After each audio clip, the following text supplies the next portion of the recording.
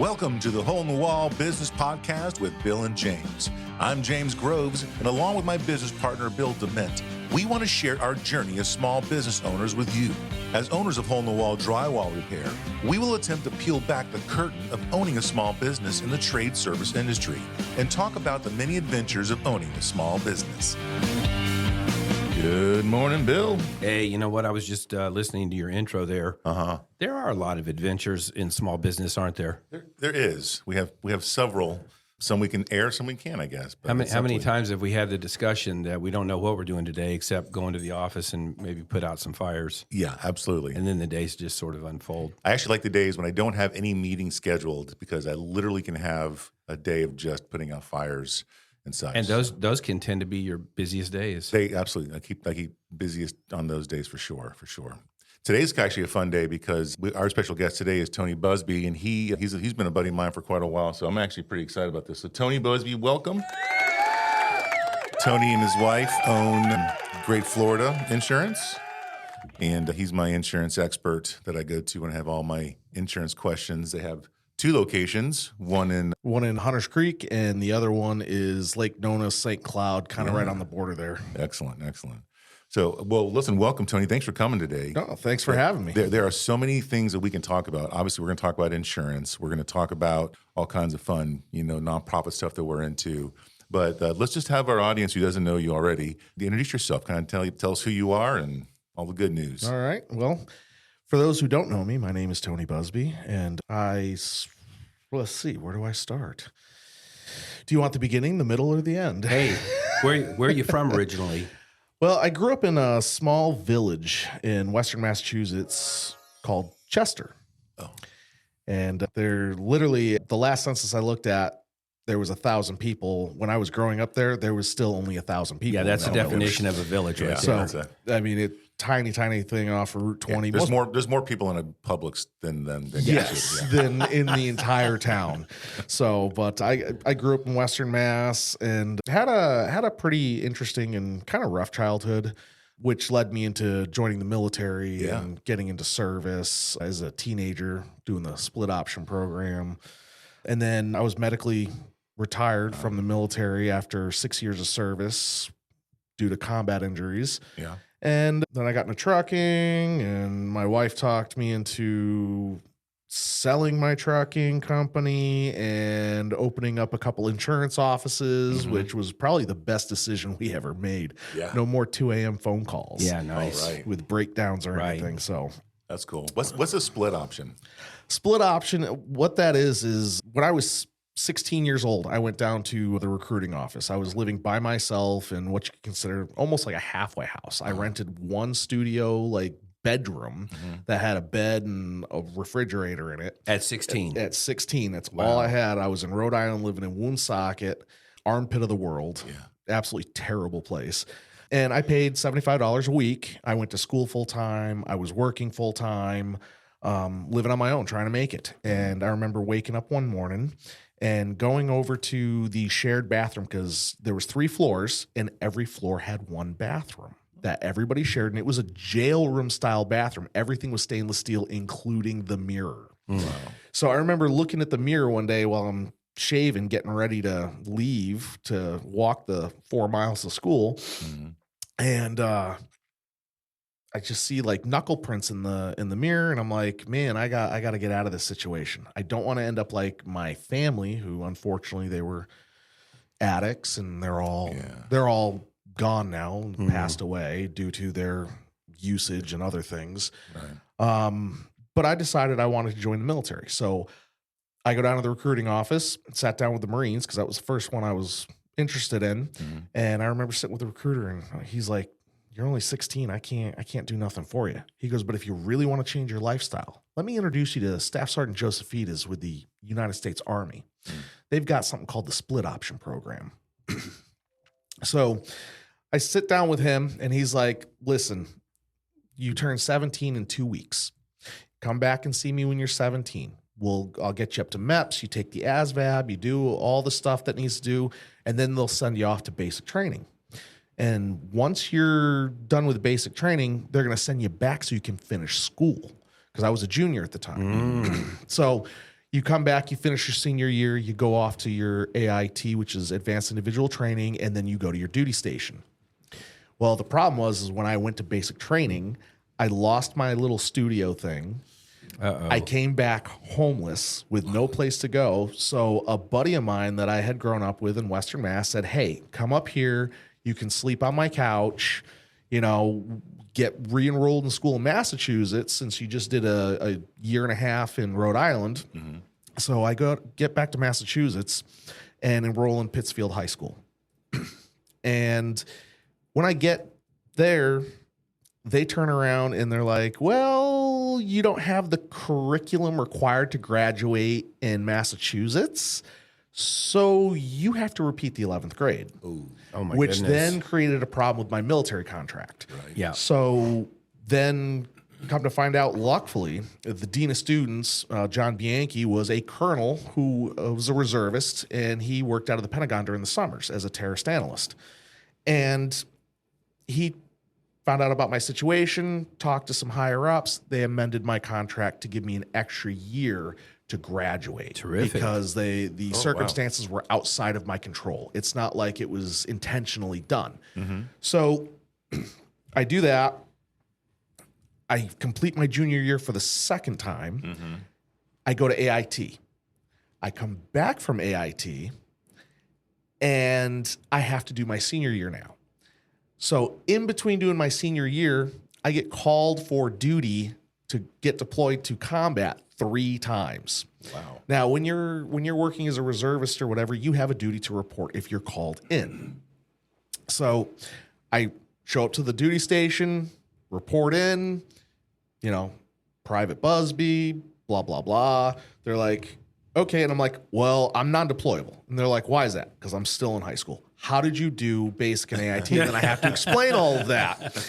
And then they call Colonel Bianchi, and they're like, okay, he is a student there full time. Okay, great. We'll ship him back. That happened 3 times. Oh my word. So I probably should not have even graduated my senior year. I skidded by with C's across the board. Mm-hmm. And a lot of that I attribute to Colonel Bianchi, because he literally was like, all these days that you missed are excused because you had no control of it. We've got copies of your military orders, everything that you've gone through, get with the teachers, do extra credit work, whatever you have to do. Right. And that's what I did. And so when I graduated, I was prepared to go full-blown active duty, because one of the amendments to my contract was that I ended up going reservist. Instead of doing the split option and going right to an active duty station, they said, okay, well, you got to go reserve in order to keep your contract in and forfeit your sign-on bonus. So I forfeited the sign-on bonus of $5,000, and I went reserve. Well, when I graduate, I'm like, okay, let's get the application going so that I can go full-time. And they're like, oh, you're on stop loss because your unit is slotted to potentially go to combat. So nobody can leave the unit. Wow. So I get, temporary duty orders to work full-time out of the unit.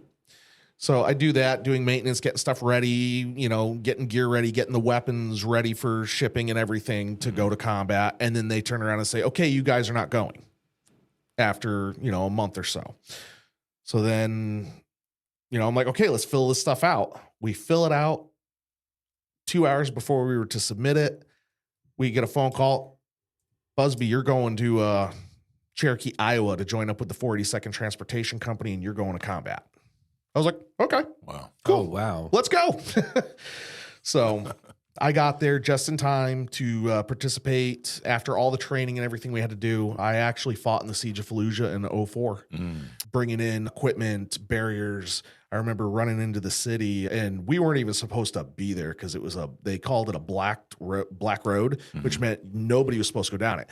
So we're driving down this road, and we've got small arms fire bouncing off our trucks. Oh my goodness. Tanks, literally, tanks firing into the city of Fallujah, infantry pushing forward, the Marines there bringing in F-18s, doing tactical bombardments. It was the craziest thing I had ever experienced. Wow.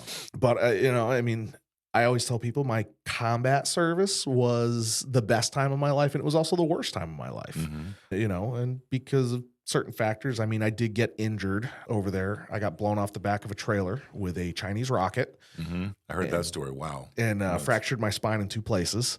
And when I got up, the adrenaline was going so good that I walked to the med station. Oh, wow. And the medic looks at me. He goes, "We don't have x-ray equipment here at Al Assad. So you're walking. I don't think you broke nothing. You probably sprained something. Here's some Ranger candy, which is 800 Motrins. Go back to work." So I didn't find out that I actually fractured my spine for like a year and a half almost. Wow. After I fractured. I fractured it on Mother's Day of 2005. Yikes. So, and then obviously I come home after my combat tour and I'm like, I don't want to stay in Massachusetts. I need to get the hell out of here. Yeah. Sorry. It's all right. I've done pretty good so far. Yeah. I have a habitual cursing habit. So I'm trying to keep it clean today. So I get back and I want to move to Florida. I mean, I literally took a dart and threw it at a U.S. map blindfolded, and it landed over by the Virgin Islands. And I'm like, I am not an islander, but Florida's really close. The weather's probably pretty close to what I was in, except the humidity is going to be higher. Because when I got back from combat, it was like 86 degrees, and I was shivering wearing pretty much a parka. Because over in Iraq, you're talking 120, 130 degrees, and then you've got 150 pounds of gear you're carrying. So when you're wearing long sleeves all the time and you're just sweating it out. So when you go back to 87 degrees, you are freezing. I guess so. I've never experienced that heat. Oh, Yikes. The one thing I will say, the cool thing about going between Iraq and Kuwait, there is literally an invisible barrier. If you're on the Iraqi side of the border, it's a dry heat. As soon as you cross over into the Kuwaiti side of the border, it's so humid. You get out of your vehicle, you stand there for 5 minutes, and you look like you showered in your clothes. Wow. Yeah, it is crazy. Oh yeah, I mean, there's that drastic of a difference between the two borders. That's crazy. So it's like that must be. I mean, we were just thinking. I mean, we don't know, but we figured that's got to be how they figured out where the border was for these two countries. So you figured Florida was the answer. Yeah. I mean, that's what I kind of figured. And I came down here with my car. At the time, I had a Subaru WRX 2005 and $500. And one of my Army buddies had a condo that he rented me for a little bit in Melbourne. And that's how I ended up in Florida. Wow. So, Wow. And so now, fast forward, you've got a great wife that I know and love dearly, Amy, and some amazing kids. You got a thriving business with GreatFlorida Insurance with 2 locations. And that's kind of why I wanted you here in the first place. Because we are involved in a few of the other nonprofits that we work with together. But there's a lot of things that we don't know as small business owners. That we get into business and listen, I know how to repair windows, and you just start repairing windows. And then you realize that, well, what if something happens? And so I wanted you to kind of maybe educate our audience on, as small business people, what are some of the considerations we need to think about? Maybe you can just give us some do's and don'ts of the insurance world for business. Well, first off, if you think you don't need insurance, you definitely need insurance. No matter what you're doing, whether you're cutting lawn, doing barber shop, anything. Right. And I always tell people, if you're doing something that doesn't require vehicles, then you might not need to get a commercial auto policy. But by far, you need a general liability policy, no matter what. And the industry standard is $1 million per occurrence with a $2 million aggregate, which means that they give you a $2 million limit for the entire year. So you can have claims up to $2 million. Once you hit that 2 million mark, you no longer have insurance. Okay, so that's your cap. That's your cap for the year. And they'll pay up to the 1 million per occurrence. They also, standard is $5,000 for medical. So if somebody falls, hurts himself, $5,000 automatically will go to medical for the individual who's injured. $100,000 for your rental property, wherever you're renting for the interior. Those do not cover the exterior of the building. If you own the building, you need a whole separate policy. Right. Or you get what they call a BOP, which is a business owner's policy, which can include your equipment, your limited cyber coverage, so that if somebody hacks into your system and takes social security numbers, if you store that information, or payment information, these general liability and BOP policies are there to protect you if you get sued because of these occurrences. A lot of them will also give you X amount of dollars towards fixing that issue. They've also got policies for literally ransom policies. So if somebody hacks into your system and steals your system and says, we're not going to give it back to you unless you give us X amount of dollars, right, there's an insurance policy for that. So general liability, that'll cover. So I've got a lawn care service. I run over a rock. The rock breaks a window. Yeah, that would cover that. Stuff like that. Yep, something like that. It would cover. If you're on premises, they're on your building and they fall and break their hip, it will cover that as well. So when do we got to consider like vehicles? So if I'm driving a truck with a trailer to the job site to mow someone's lawn, that's a work truck. You have to have commercial auto. And a lot of people are like, oh, well, I'm just going to use my personal auto. Well, the problem with trying to use your personal auto is if you get into an accident, even if it is not your fault, and pictures from the accident show the lawn care equipment, the insurance company is going to ask you why you're pulling that trailer.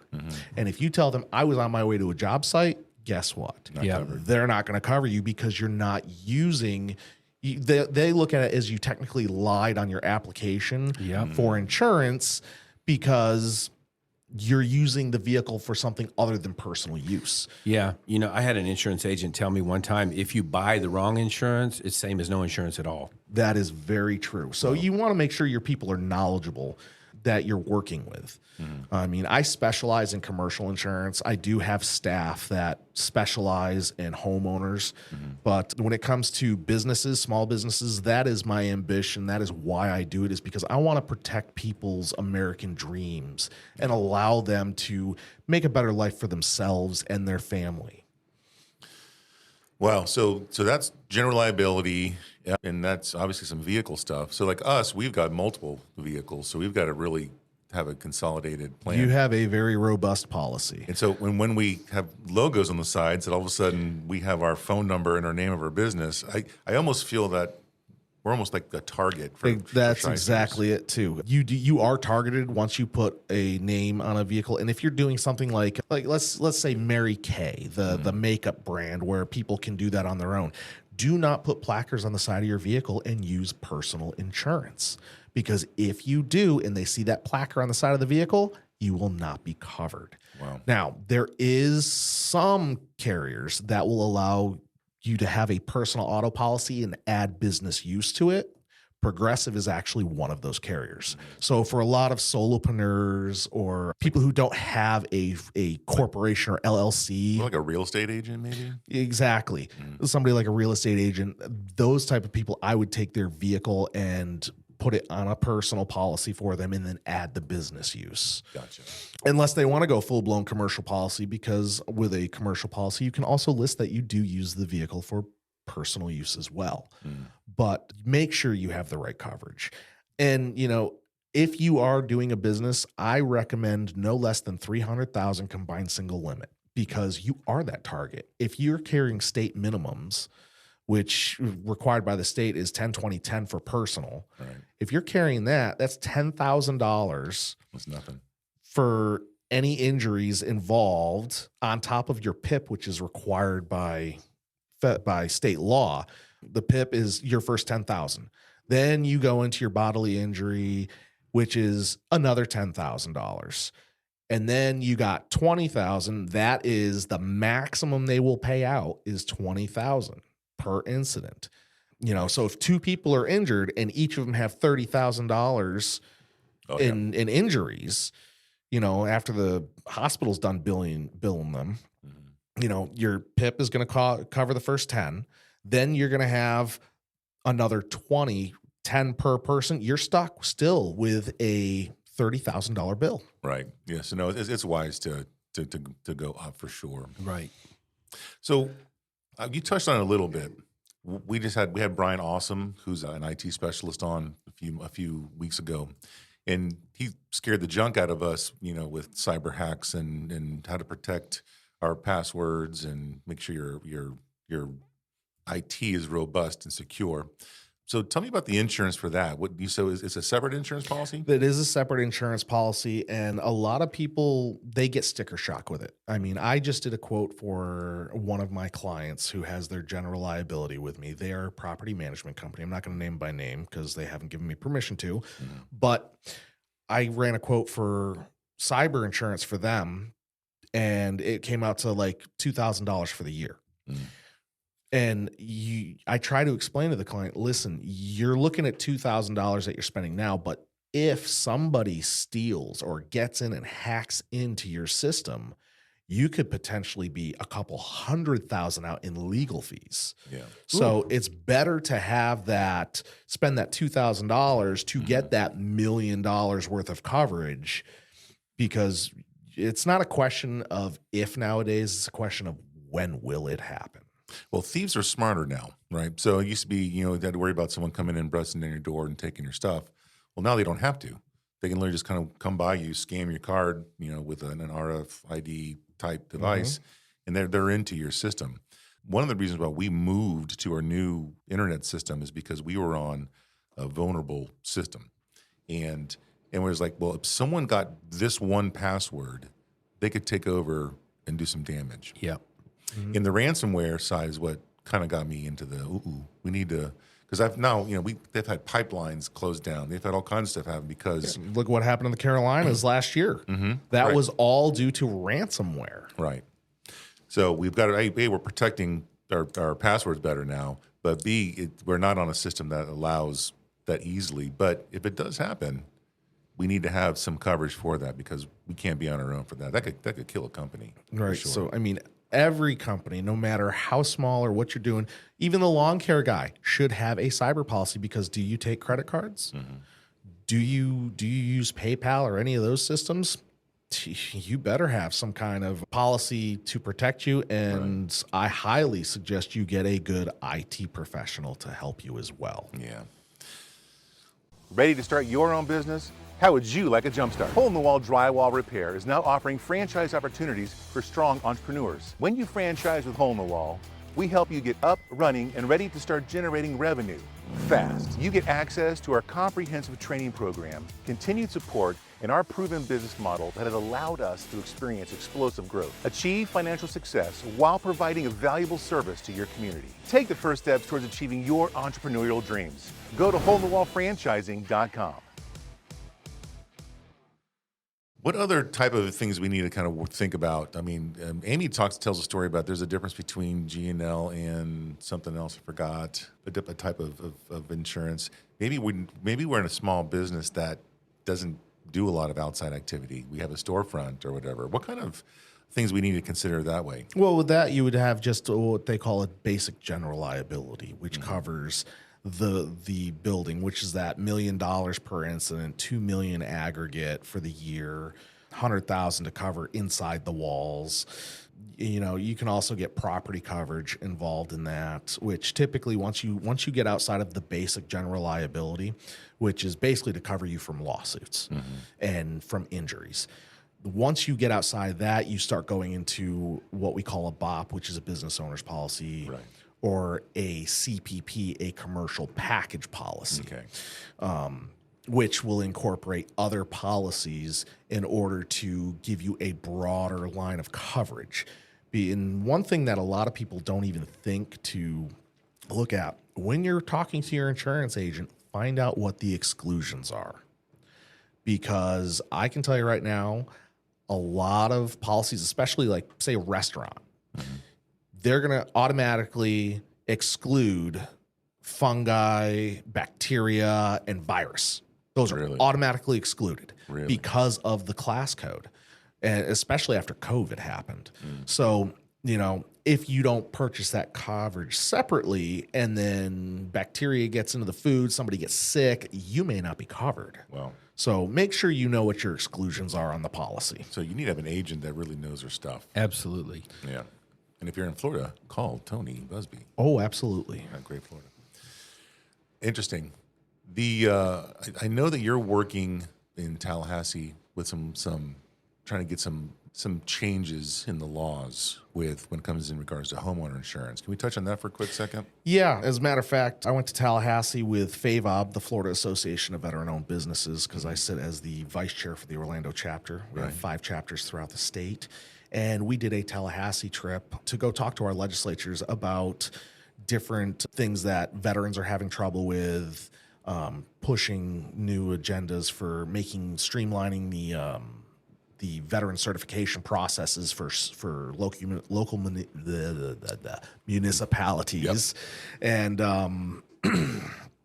and the state. So while I was up there, obviously, since I'm a business owner and I work in the insurance industry, I also spoke about the homeowners crisis that we have going on now. You know, I actually had a great carrier that I wrote a ton of business with the first quarter of this year. They have already shut down in the state of Florida and said, we cannot accept any more business because we're already maxed out on what we could pay out if a catastrophic event happened. So, and I also got into kind of a debate with the Speaker of the House, which was kind of interesting. It was all very polite and everybody was shaking hands at the end of everything. But I turn around and I'm like, he's talking about how Citizens Insurance, which is state-backed, is the last option. And I'm like, wait a second. It hasn't been the last option for several years now because everybody is 20, 30, 40% more expensive. And, you know, last year alone, we had 12 homeowners carriers go completely insolvent. And what that means is they had events where they had so many claims that they paid out all the money they had and they didn't have enough money to cover future claims. So the state comes in, takes over, says, nope, you're insolvent. You can't do business in Florida no more. And then people who had those policies, if you have a claim that arises after that happens and you were covered in the time period, you then have to depend on the state's basically what we would call the insurance slush fund, where every insurance carrier is required to pay a percentage of the premium into this fund for the event. If a company goes insolvent, that money can be used to cover some of the claims that come after that company has become insolvent. Everybody pays into it. So, and the sad part is most of this was created by a lot of the fly-by-night roofing guys. Now, it's not all roofing guys, so don't take me out of context because there are reputable companies who've been around for 20, 30, 40 years, even 5 years, who do a great job. They don't try to pull it over on the homeowner, but we went through a suffrage in the industry where AOBs, which is an assignment of benefits letter, which if somebody comes to your house, knocks on your door and says, hey, please sign this so I can inspect your roof and I can get you a free roof from your insurance company, that is all red flags. Because as soon as you sign that paper, that paper is actually the AOB, the assignment of benefits. It then allows that contracting company to make a claim against your insurance. And there have been companies that pop up, they're around for 3 months, collect all this money, and then they're gone. And they don't even do the job. So is that law, Tony, is that law still in place? Is that still active, the AOB? The AOBs are still there, but what the legislative process did during last year's special session, they turned around and created a caveat to the AOB stating that now people can say, whoa, that's not what I wanted to do. I'm canceling this AOB. So it gave some protection back to the homeowner who may not know about these problems or issues. Yeah, I know among homeowners, there's a consensus that the Florida homeowners insurance is a mess. I'm curious if you see that improving in the coming years. It will improve, but it is going to take a lot of time. You know, there's been so much money, you know, to 2020, $16.5 billion was paid just in legal fees. Wow. Legal fees only. That's not replacing one tile. That's not replacing one shingle. That's just going to the attorneys. A lot of the big billboard guys who are like, hey, Dan Newland got me X amount of dollars. Yeah. You know, it's not the best situation.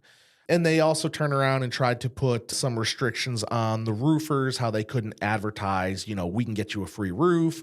But then the Supreme Court of Florida came back and said, no, actually, you can't have that law in place like that because you're now hindering their freedom of speech, their First Amendment right. Interesting. So the special session did do some things. Like, for instance, now if your roof is 10 years or older, it's automatically goes to actual cash value. Yeah.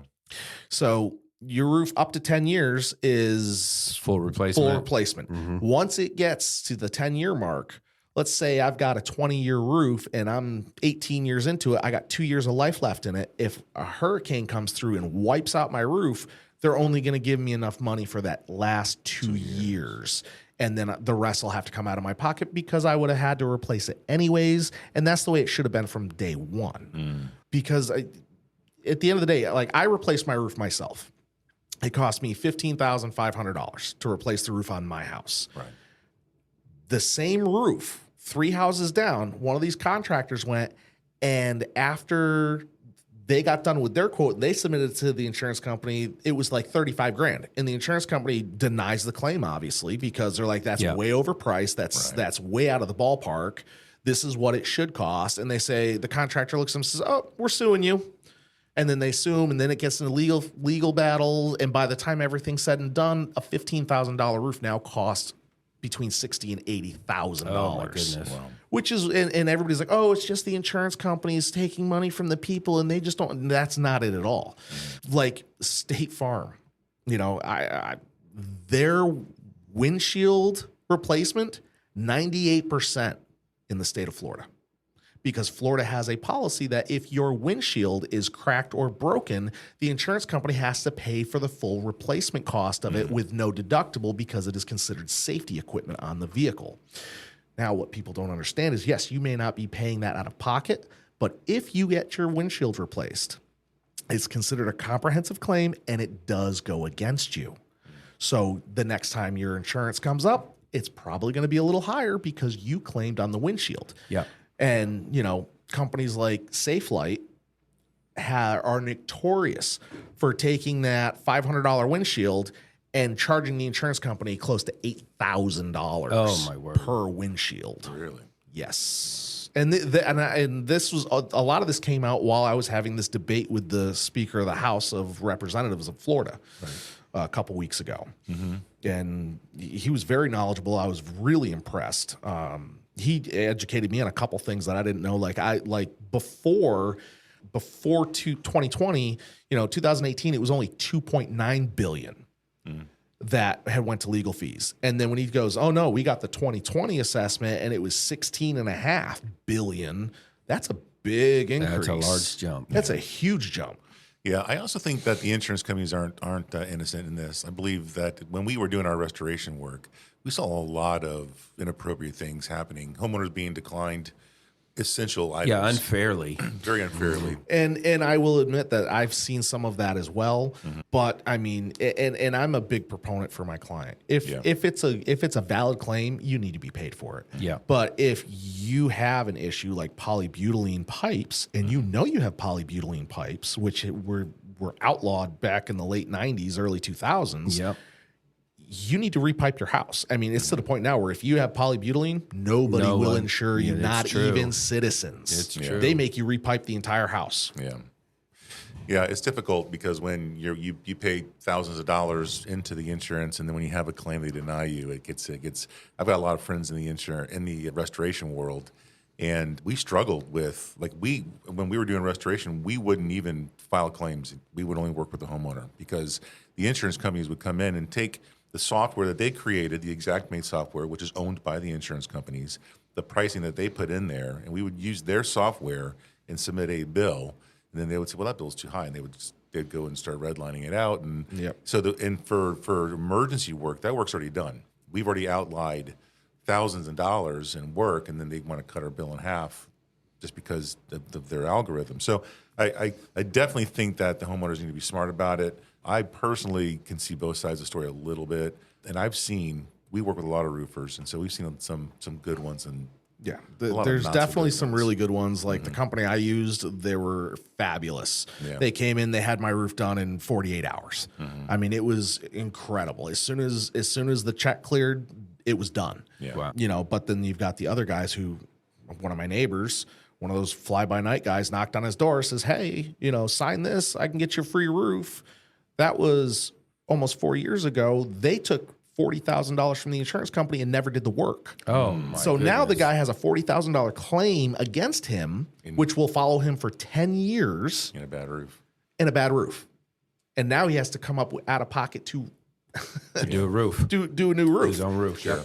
Yeah. So Wow. That's amazing. All right, Tony, is there any other things that we need to be worried about, that we need to think about for small business owners? well, the small business owners, solopreneurs, you know, make sure that a lot of companies like Cartier or Next Insurance will offer those guys hired or non-owned coverage. So if you have an employee that uses their vehicle to go run a couple errands for the business, go pick up, you have a personal assistant, they're going to pick up your dry cleaning, they're going to do this or that, you can actually add that coverage onto that GL. And if you do, you just have to make sure you get a copy of their policy to make sure that they have the proper limits for your rider in your, or endorsement in your policy to kick in. Wow. So a few weeks ago, we actually had a PEO in here with Code Advantage, and we use a PEO because we have lots of employees, and we had some workers' comp issues earlier. But if you've got 1 or 2 employees, you don't qualify for that. no, you got to have 3. Otherwise, if you don't have 3, the owner should always get themselves work comp exempt. You know, I charge $200 to do work comp exemption for companies. You know, if you're in the construction area or not, you know, it's the same process. So I just go ahead and do it because I know how to operate the state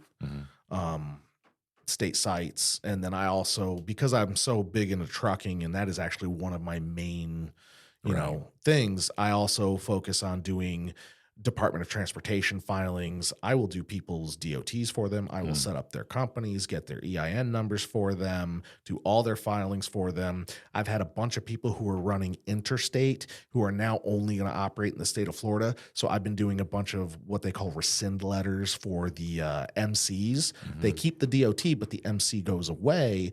And that way, they're not required to have that $750,000 of insurance for commercial auto because they're leaving the state. If you're not leaving the state, then you can have as little as $100,000, Right. which I would still suggest no less than $300,000.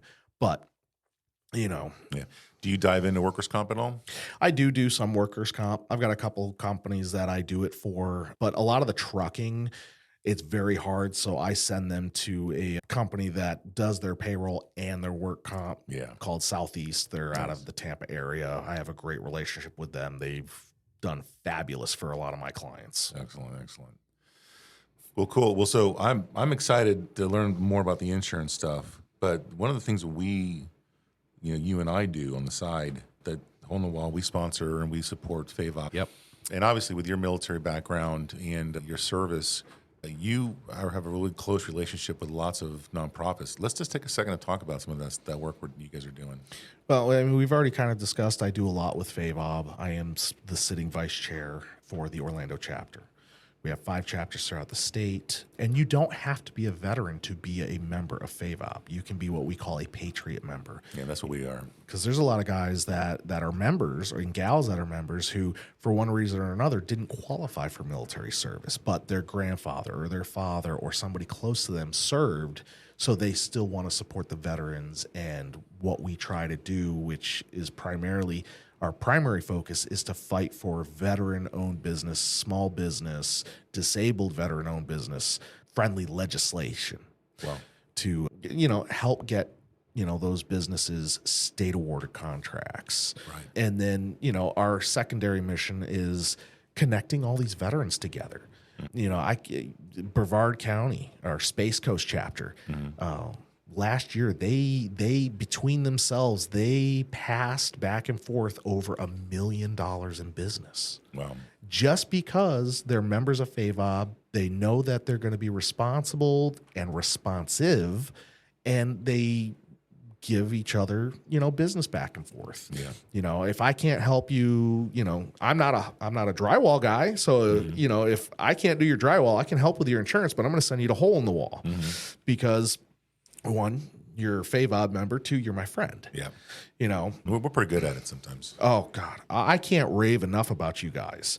And I tell everybody when they talk, and I'm like, dude, I had hole in the wall come in. My kids had a toilet backup upstairs, and they came in. They took care of my ceiling. They did everything. They cleaned it up, and I mean, your guy was even nice enough to help me finish hanging a chandelier that I was having an issue with because it was near the workspace. He goes, oh, just here, it's 2 bolts here. And he helped me out. And, you guys are super clean, professional. Your guys look professional, clean, tight. Shucks. So tender. Oh, yeah. I think we've been into Tony's house. I think we've been into Tony's house more when he's not there than when he is there. That's true. I mean, I've pretty much given you a key to my house. Yeah. Yeah, where's the key to that liquor cabinet at, though? We couldn't find that. That's open. Shit. Oh man, that is awesome. And so I know you do a little bit of work with Camaraderie Foundation too, right? Yeah, I'm probably not going to do it this year, but last year I was part of their mentorship program. Camaraderie is a great foundation because they will help not just, honorably discharged veterans, but they will also help a veteran who may have been dishonorably discharged because a lot of times the PTSD, the TBI, which is a traumatic brain injury, I suffer from both. Those, a lot of times, if you're not well medicated or gone through treatment for it, I had mood swings. Yeah, affects you. I was off the handle. Like 1 minute I'd be happy, the next minute I was like a crazy person, until the VA worked with me, got me on proper meds.